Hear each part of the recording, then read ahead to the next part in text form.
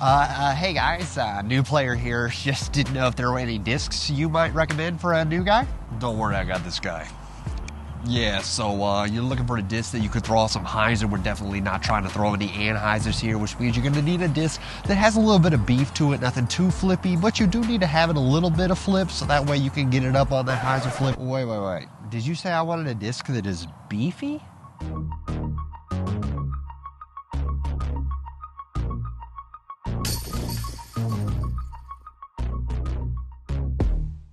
What is up, YouTube fam? Robbie C here. Today we're going to talk all about disc golf terms and common phrases that get used, because when we watch disc golf and hear people talk about disc golf, there are so many terms that get thrown around that if you're not familiar or you're trying to get into the sport, it can be honestly pretty confusing. So with all that said, I want you to understand that this video is going to be pretty fast paced and we're going to cover a lot of stuff. So buckle up and be looking at the chapters listed below, because we just trying to get some people on the same page. Know what I'm saying?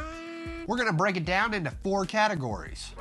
1, ways to throw a frisbee. 2, words associated with said discs or frisbees. As a quick bonus, in this sport, most people refer to these as discs, not frisbees, although we understand what both mean. So like, really, you do you. 3, words associated with common objects and rules that you'll find out there on the course. And number 4, we're giving a very scientific name that we're gonna call the Crockpot, because we're just kind of throwing everything else in there, so yeah. Let's dive into category number 1.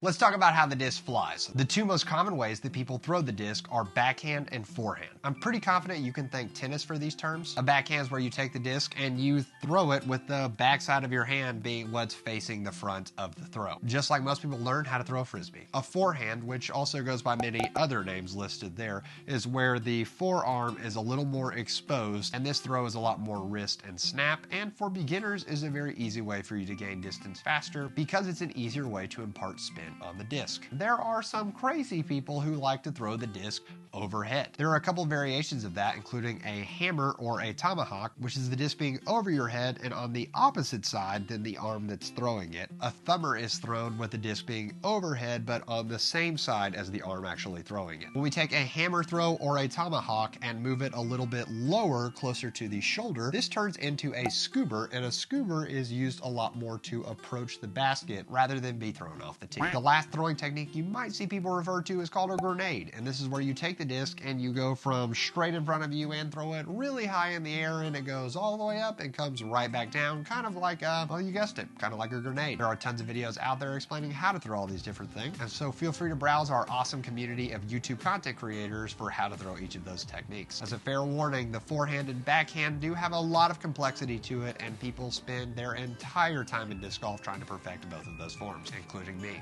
I'm one of those people. Welcome. Glad to have you here in the struggle. These are how to throw the disc, but each throw will affect the flight of the disc in a certain way. For basics, we need to know that when a right-handed player throws a disc on a backhand, it traditionally makes it want to go out straight and then finish over to the left. When a right-handed player throws a forehand, it wants to do the exact opposite, meaning that it wants to go out straight and to the right. And for lefties, the only people in their right mind, well, sorry, everything's the opposite. Backhands are going to go to the right and forehands are going to go out and to the left. Those are incredibly basic flight patterns that can be adjusted depending on how you release the disc. The three common release angles are hyzer, flat, and anhyzer. Releasing discs on a hyzer angle is an easy way to throw the disc on a hyzer line, which is shaped kind of like a crescent moon arc. Flat release should allow the disc to naturally follow its designed flight pattern, and yes, they are designed to fly differently, but we'll talk about that in the next section. And an anhyzer release is designed to put the disc against its natural flight pattern. For instance, a right-handed player throwing a disc on a backhand wanting it to go left, but throwing something that is designed to go to the right will create an internal struggle that we call a flex line, or that beautiful S-shaped flight. Somewhat of the opposite of a flex line is to throw a spike hyzer, which is where you throw the disc on an extreme hyzer angle, and you want this crescent moon arc to go straight up and straight down and to spike into the ground and traditionally stay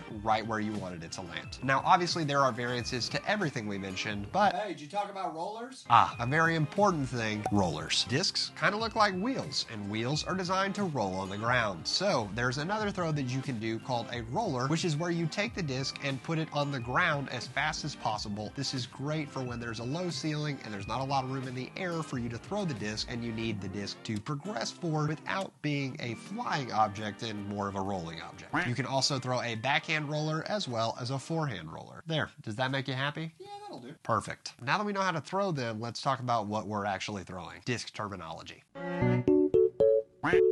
When most people think of discs, you're probably thinking of a frisbee that you might have played Ultimate with or something along those lines. Traditionally, disc golf discs are a little smaller, and just like in golf, we have a variety of different types of discs that do a variety of different types of things. In golf, there's drivers, irons, wedges, hybrids, putters, so many things. In disc golf, there's really 4 categories. We have putters, mid-ranges, fairway drivers, and distance drivers. Putters traditionally have a very rounded edge, and most of the weight is shifted pretty evenly throughout the entire disc. This is because these discs are meant for accuracy and so that they can fall into the chains or the basket. That's our target, but we'll talk about that in a second. There is a ton of variety to putters, and finding the right putter can be tricky, but thankfully there's lots of videos out there. The thing you need to know is that pretty much every putter flies the same when you're about 25 feet and closer to your target. Moving on to mid-ranges. Mid-ranges fill somewhat of the iron slot for you golfers out there, and mid-ranges have still a rounded edge, but are more designed to go a farther distance than a traditional putter, and you're not generally going to use mid-ranges to finish out the hole while you're putting. Especially for beginners, mid-ranges offer some incredible distance, and you can be trapped into thinking that you have to throw drivers at all time, but that's just simply not the case. Mid-ranges can work out just fine for you, and they offer so many different options. Moving on into the driver category, our first step is fairway drivers. Fairway drivers are designed to get you big distance while still bringing you the control that is closer to a mid-range. You'll notice a driver has a more bladed edge compared to the putter or the mid-range, which means it's designed to sort of slice through the wind and fly off into the far distance. Fairway drivers should also be named a control driver because it gives you the opportunity to control your shot more so than a full-on distance driver.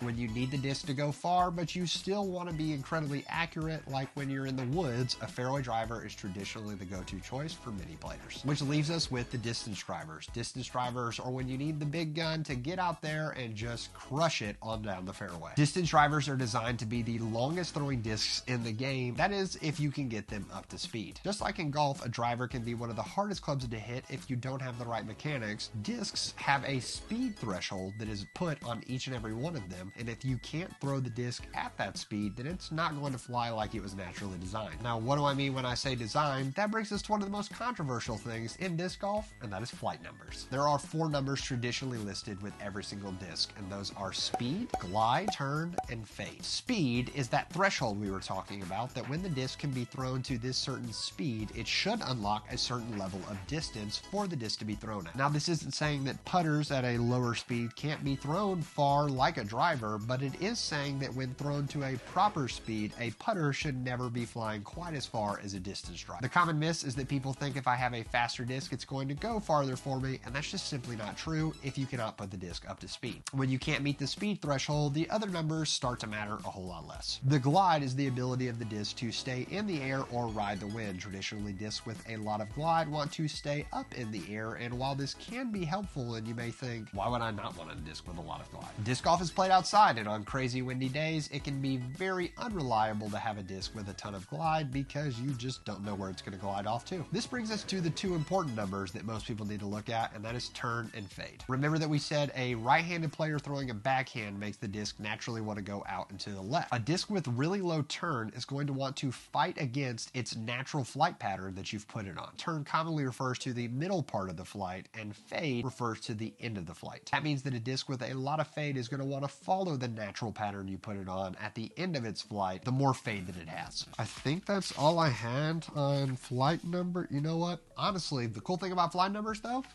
is that you can really ignore them. There is no governing body going over all of the flight numbers, which means you should use these for reference, and the best way to know how a disc works is to get out there and throw it yourself and see what flight pattern it follows for you. With that being said, you're going to hear some common words that people use to refer to discs. The 3 most common are overstable, understable, and neutral. An overstable disc is more inclined to follow the natural flight path that you put it on. That means that on a right-handed backhand, it wants to go really far left rather than just a little bit left. In this same example, example, an understable disc would want to go off to the right rather than following that natural flight pattern that we already talked about. Which means that a stable disc isn't extreme to one side or the other and makes it incredibly workable and neutral. Now, honestly, overstable and understable aren't that catchy. Another way that we describe those is that something that is super overstable would be described as beefy, and something that is super understable would be described as flippy. Staying with flippy, when a disc has been thrown and it falls out of its natural flight pattern and turns off into nowhere, that is what we call flipping the disc over. Not to be confused with flipping other things,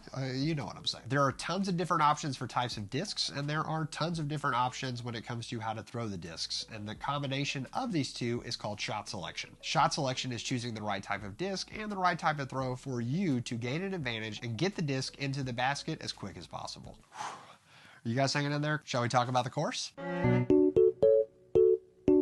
We noted it this earlier, but the goal of the game is to get the disc into the basket as fast as possible, or in as few strokes as possible. I guess speed doesn't really matter. Every time you throw the disc is a stroke. You're going to start off on the tee box, which can be a flat piece of ground, a piece of turf, a piece of concrete, just a mark on the ground. And really, tee boxes can be varied everywhere you go. And you're traditionally going to throw towards a basket. Baskets come in a variety of shapes and sizes, and even some places don't have traditional baskets. They have tone poles or other objects that you're throwing into. Once you throw your disc from the tee box, you're going to walk over to your disc and you're going to either pick that disc up and throw it again, or you're going to choose another disc and throw it from your lie. Your lie is the area right behind your disc. Think about putting a sheet of paper behind your disc, and that is where your foot must be when you throw your next shot. Depending on what level of competition you're playing, you may need a mini marker. Minis are smaller frisbees that are not necessarily meant to be thrown, but come in also a variety of shapes and sizes. You're going to take this mini and place it in front of your disc so that you can pick it up, and the sheet of paper then moves behind this mini marker spot. As you progress down the fairway, or the body of the hole, some might call it, you might come across some different things. First is mandatories. A mandatory is a marked object that you must throw around either one way or the other. Traditionally, mandatories will be an arrow either strapped to a tree, a pole, a trash can, or really anything that you can attach a sign to. If you throw your disc and do not go around the direction the mandatory is marked, you often have to proceed to the drop zone. A drop zone is a designated area for you to throw from if you've missed a mandatory or you happen to find yourselves out of bounds. OB is an area on the fairway or body of the hole that you are not supposed to go. These are traditionally used to make the hole more difficult, or once again to keep your disc safe, or to keep you from getting into trouble with the law and hitting other people. Eventually the stars align, you've made your way down the fairway, and you've approached the circle. There are two circles that we need to talk about, and that's circle 1 and circle 2. Circle 1 is the distance from the basket to 10 meters or 33 feet out. Circle 2 is when you go from the edge of circle 1 out another 33 feet. Circle 2 is kind of way less important, but if you're watching pro coverage, they're definitely going to talk about it. The big thing to know, if you're within 33 feet of the basket, you can't just like step over your disc while you're putting or fall forward while you're putting. You need to make sure that you stay behind the disc and stay upright and show balance when you putt the disc. When players don't know whether they're in circle 1 or not, you'll often hear them look back to their card mates, aka the people they're playing with, and ask, am I in or out? This once again only applies when you're within a PDGA competition,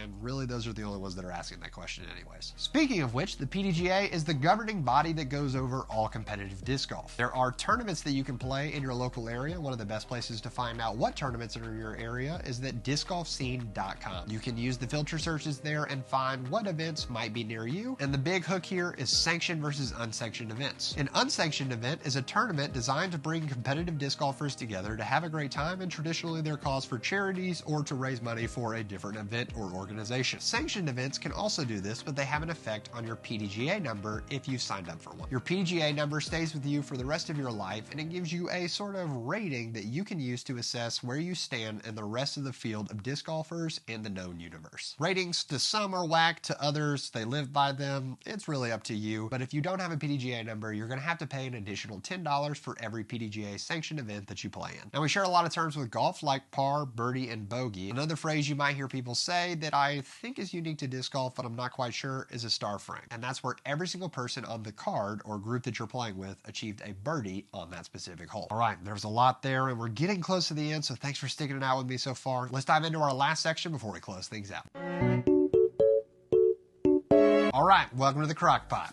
Let's talk about what's cooking with everything that we've left out. There is actually professional disc golf, and there are multiple disc golfers who make millions of dollars to play disc golf. So don't let your dreams be memes. Get up off the couch and go practice that putting. Some pros you're probably going to hear about for years to come: Paul McBeth, Paige Pierce, Ricky Wysocki, Katrina Allen, Robbie Crawford, Calvin Heinberg, Kristen Tatar, Evelina Salonen, Kevin Jones. I'm blanking right now, but there's a lot of them and you're going to love them. The major heavy hitters covering this kind of pro content, especially here on YouTube, are Jomez Pro, Gatekeeper Media, GK Pro, and the Disc Golf Pro Tour, or the DGPT for short. Speaking of professionals, it's something we need to clarify when it comes to disc golf. Just because you are a professional disc golfer does not mean that you play disc golf for a living. There are touring professionals like most of the people we listed before. I'll let you filter who is the odd one out on that list. Sorry, Paul. I think you're going to make it one day. And there are professional players that compete in the top level of sanctioned disc golf events. I would argue that 95% of professional disc golfers, as listed by the PDGA, do not actually compete on the Disc Golf Pro Tour or at the top level of competition at our biggest events that our sport has. At least not all of them, and that's okay. The sport's growing. Going back to the more casual disc golfer, something you're going to hear about is disc dyeing. Disc dyeing is where you take a plain and what could be ugly looking disc and turn it into something amazing. Are you not entertained? There are tons of videos teaching you how to dye discs, so feel free to dive down that rabbit hole if you want your frisbees to look super cool. If you're looking for people to play with, you're going to want to check out your local club. Within most major cities that exist out there, and even lots of smaller cities these days as the sport continues to grow, there's a local disc golf scene, and that's a collection of players who've been playing for a considerable amount of time. Most often these groups can be found on Facebook, but your local course may have some flyers as well. One of the biggest things these clubs do to help maintain and add improvements to the course is tags. A tag is where you pay a certain amount of fee to collect a piece of plastic or metal bag tag that's going to hook onto your disc golf bag and have an assigned number. During tag matches, you will show up and turn in your tag and play around. The scores will then be filtered from best to worst, and the tags will be redistributed based on how that round went. If you show up and you have the 122nd best score the first day, and then you shoot the second best score the next day, well, congratulations. You might be walking out of there with a number 2 tag, or at least the second best tag that was available. Tag matches are traditionally super low risk and a great way for you to get involved in competitive disc golf and without having to feel like you have the weight of your PDGA rating on your shoulders as well. Often when you're throwing a frisbee, you can find yourself in beautiful open space, but when you throw a bad shot, you might find yourself in the rough, and this can be referred to as jail. When players are describing a hole to you and they tell you that this place is jail, it traditionally means, yeah,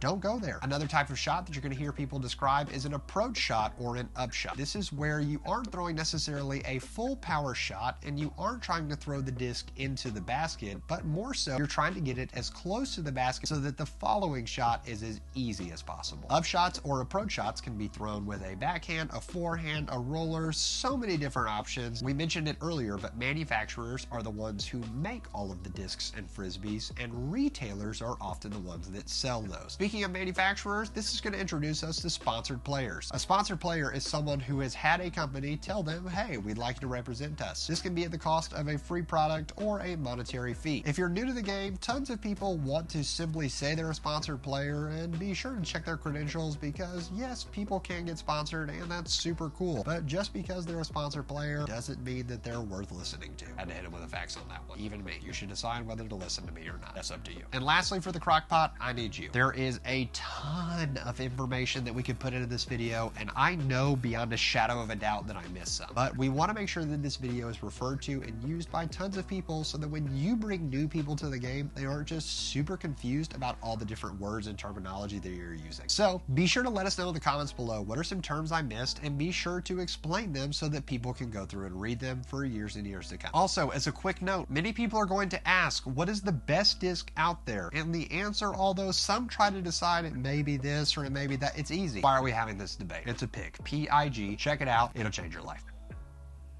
That was a lot. I hope you guys are not as overwhelmed as I was running through all of that. The best part about this is that this video is always going to be there for you. So if you need to refer back to it or go back and watch other sections, please feel free to, and feel free to share this with a friend if you think this is remotely helpful. As always, I just want to say thank you so much for coming by and checking out the channel. It is my #1 goal to help as many people as possible fall in love with this sport and become a little better at it. And getting us all on the same page with terms is one of the best steps to get us moving in that direction. So take this new language, get out there on the course, and and absolutely crush it with some beefy or flippy discs or whatever you choose to throw. I hope you have an amazing rest of the week, but for now, I'm going to leave you with the birdie.